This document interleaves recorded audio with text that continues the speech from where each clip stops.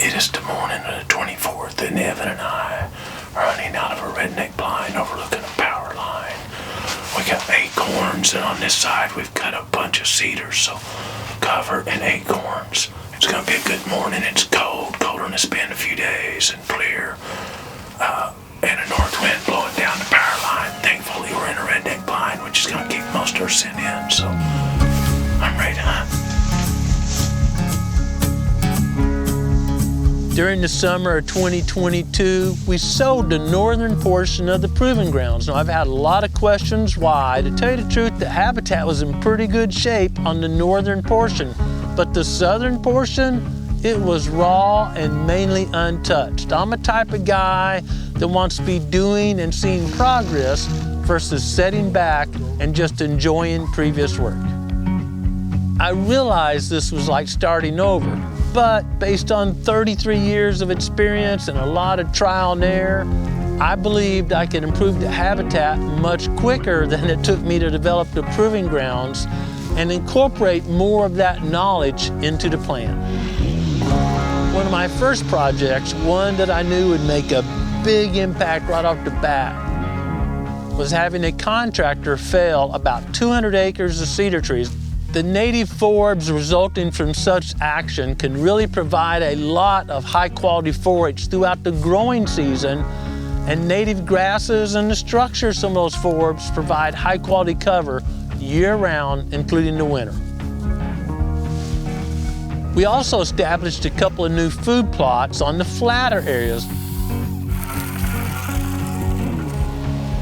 Last fall was our first hunting season where we were solely focused on our Missouri hunting at the Proving Grounds 2. During that first summer and fall working here at the Proving Grounds 2, our Moultrie Mobile started picking up some pictures and videos of a buck that had small or not remarkable antlers, but his body shape indicated he was very mature. So much so that we named him Gravedigger. We chased Gravedigger based on the information from the cameras, but never had an encounter. During this past late winter and early spring, we used prescribed fire to consume some of the felled cedars out of that 200 acres and remove the leaf litter and stimulate the growth of native grasses and forbs. You know, all total was a very good success, and we added tons of high-quality forage to the proving grounds, an area that was a closed canopy biological desert. After all that work, we started paying more attention to our trail cameras and was excited to see that Gravedigger not only survived the winter, but actually looked in a bit better shape. I think all that habitat work was helping Gravedigger even as a mature buck. It's important to note that when we first saw Gravedigger, I was very confident he was past his prime. It's not, a big jump for a 3-year-old to look better as a 4-year-old or even a 4-year-old to look better as a 5-year-old. But really mature deer don't tend to gain ground in body size or antler size. An example of that's a mature buck we chased at the Proving Ground 1's called Swoops. He was much bigger in his prime and kind of steadily went down by the time we finally tagged him when he was 10+ years of age. Swoops, 10 years old, perfect, right? He's going downhill, his antlers are a little smaller. I'm so happy. During the late summer and early fall, almost as expected, it seemed, just again based on our trail cameras, no GPS collar, that Gravedigger's core area was relatively small. I think that fits with, a buck getting older, but also we probably had learned enough to really refine the position of those Moultrie Mobiles. During mid-October, Daniel found some fresh buck sign in an area that was on the edge of Gravedigger's core, as far as we understood it, hung a stand and hunted that location. There's a couple bucks in the area. Big old mature buck we call Gravedigger. Double barrel could show up. It doesn't get any better than this. Well before dark, Daniel and Evan spotted a doe coming down the hill. A few minutes later, Daniel saw Gravedigger. That's Gravedigger.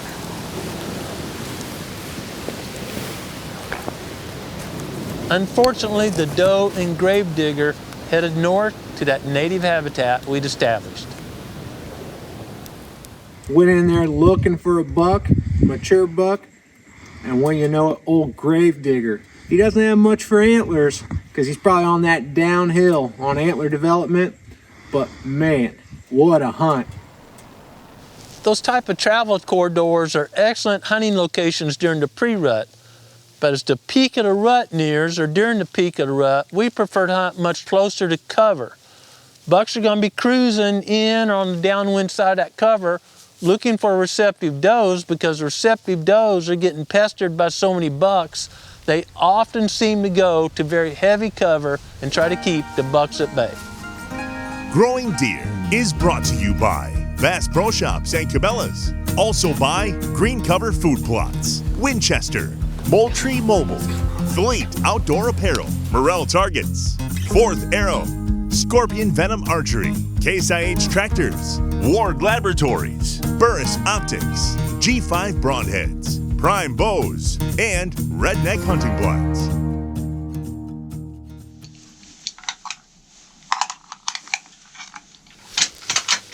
Missouri's firearm season opened this year November 11th, and we weren't seeing a lot of mature deer. That was expected because the 11th is very close to the peak of the rut, and bucks don't have to move far to find a receptive doe. And as I mentioned, receptive does are either being tended by a buck or probably trying to hide from a bunch of bucks. As the firearm season progressed, our trail camera started taking pictures and videos of more mature bucks, which told me the peak of the rut had passed. We're past that bell-shaped curve, and we have to move a bit more, work a bit more to find a receptive doe.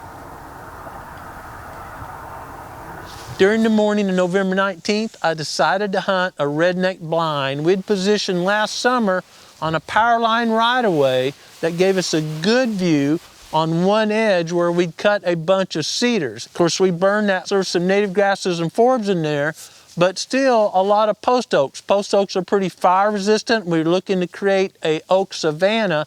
Those post oaks were loaded with acorns this year. We knew from checking the stomach content of deer we'd recently harvested, bucks and does, that they were really consuming post oak acorns. So we got cover, a travel corridor, and food all in view of that redneck blind.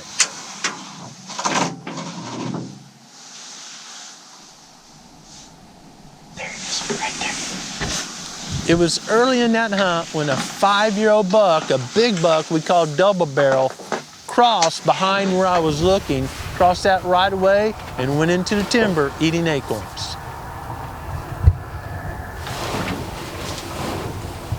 Even though the buck was only 70 yards away, I didn't have a clear shot. Now I know from past experience, I'll get some comments, oh my gosh, a bullet will go through there. But the tiniest limb or grass can cause that fast-moving bullet to deflect and end up missing, or even worse, wounding the deer. I stayed on that gun looking through the burst for a long time, but as he drifted off, I never had a clean shot. Yeah. Okay, he's walking. Walking to the right. Yeah, I'm on him, but I don't got a shot.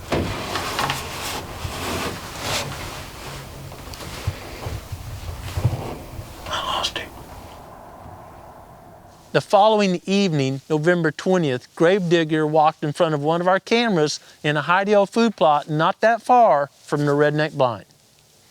Then at 7:30 that same evening, Gravedigger showed up in front of another camera on the next ridge over. Based on this information, the following morning, Daniel decided to hunt out of that redneck blind, knowing that Gravedigger and Double Barrel were in the area. It's November 21st. Gravedigger, yesterday evening, was right over my shoulder here, up on top of this ridge. Gravedigger's been kind of working this slope, this area, and working these bowls. And I'm really excited to have the Winchester out this morning. Let's see what happens. About 7:30 that morning, Daniel watched Gravedigger cross that right-of-way fairly quickly and get into the timber on the downwind side of the blind. Those blinds are great at holding our scent in. So he opened up a side window, and tried to get a shot.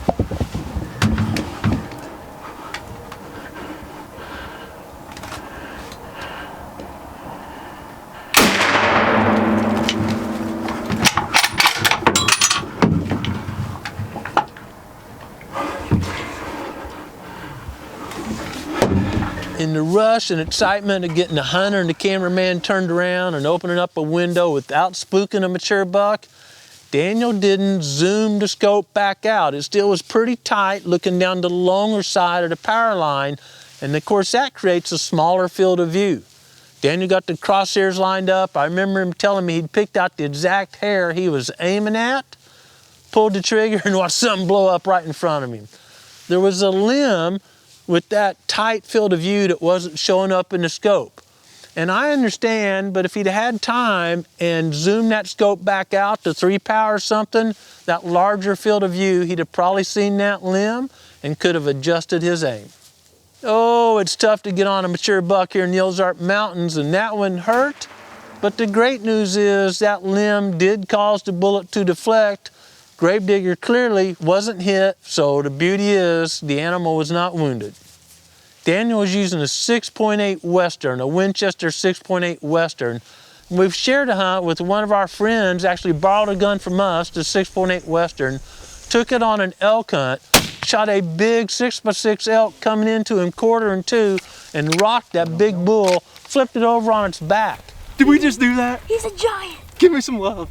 Oh my God. Think about all that power. My gosh, that's incredible.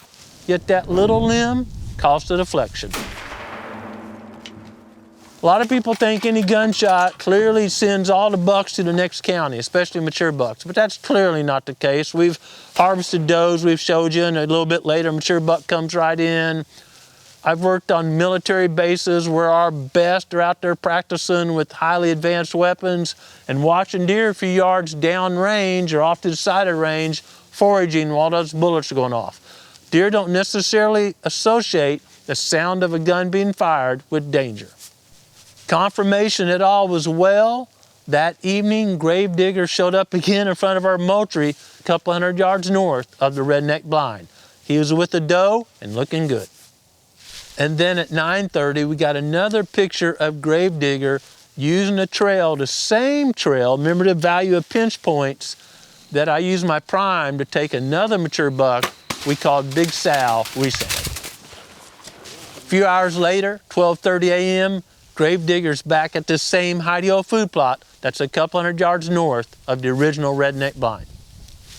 Within the past few days, Gravedigger's been very active within this relatively small block of cover. Given all this, the morning of November 24th, I decided to once again hunt that redneck blind.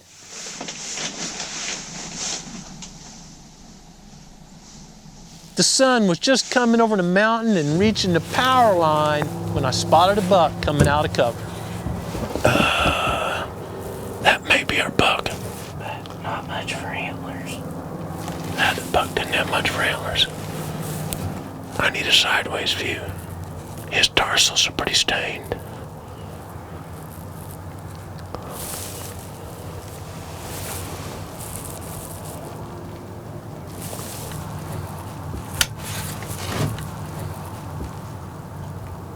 I don't think it is. I think it's a 2-year-old.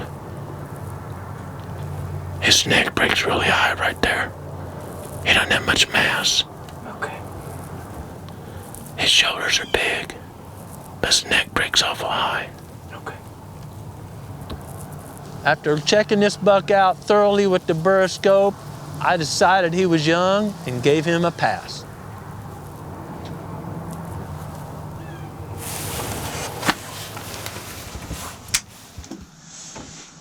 Just a few minutes later, a buck with a clearly larger body stepped out. That's a shooter. Yep.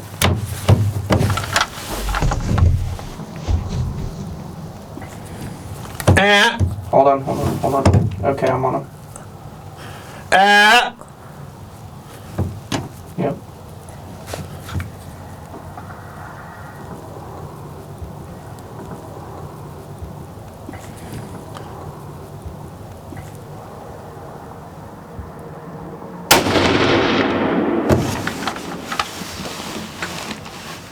hands down.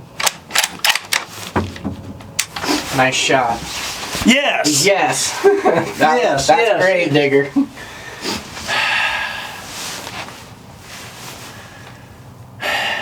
It is 9:20, and this deer come out. I saw it quickly, knew it was a big body. Got the window open, gun out. And this is a very mature deer. Winchester 6.5 Creedmoor Deer Season XP. I love that big knockdown power, that Deer Season XP. This has been a tough season. A lot of acorns here at the Proving Grounds, man. I mean, we're not on a food plot, we're on a power line. A lot of acorns. We put this blind here this summer. This one just, hey, let's go hunting this morning and kill a deer. There was a lot of, where do we put the blind further up? Do we want to get too far from the bottom? Further up, because we can't shoot this way much. Further up would give us a longer distance. But there was a lot went into why the blind is right here. Cutting cedars over here a couple of years ago to make bedding cover and let the oaks produce more acorns. Evan doing some manual labor to get the grass down so we could see the vitals. Selecting the right wind. There was a lot went into this, and I'm so thankful. I see antlers sticking up. Huge body. Deer's been fighting. I see hair knocked off his back, not from this. Ladies and gentlemen, I'd like for you to meet Gravedigger. Whew! It feels good. I'm so happy. What a fun morning. You put a lot of time in looking for mature deer, passing up other deer, wondering if you should have passed or not, but when it comes out, you're so happy. I already texted my family, and we named this deer Gravedigger because we thought he was going to die. He was so old a couple of years ago. I'll be really excited to look at the lower jaw out of this deer, look at the amount of wear, but I'm guessing it's going to be very old and a lot of venison for the family. Now, some people say, boy, old bucks are tough, whatnot, but as we've shared recently in a series of videos, we'll put a link down here, but how we process deer. This deer will taste just like a young doe we harvest. We actually take time to debone the deer muscle by muscle, flay all that shiny or connective tissue off there, cut it with the fork. Proud to serve it to my family. I really hope y'all have a chance to get outside and just really enjoy creation. Whether you have a passion like I do for hunting mature deer, or you're just walking with your family, or taking the first deer you see for venison, always remember that it's the enjoyment and it should be happy. If your form of hunting doesn't make you happy, you need to change something.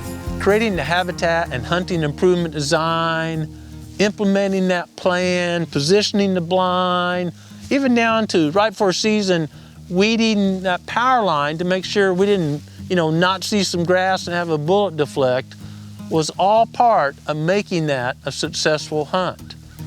And then it seems full circle that when you have a successful hunt, you bring that meat home, process it, prepare it appropriately, and share it with your family and friends. To me, it's kind of the fulfillment of being a hunter, of being a provider of high-quality venison for my family. The chase for this buck taught Daniel and I a lot of great lessons, and I hope the information we've shared helps you with habitat and hunting designs and even hunting strategies. But even more important, I hope you will take time every day to seek the Creator's will and apply it to your life. Thanks for watching Growing Deer.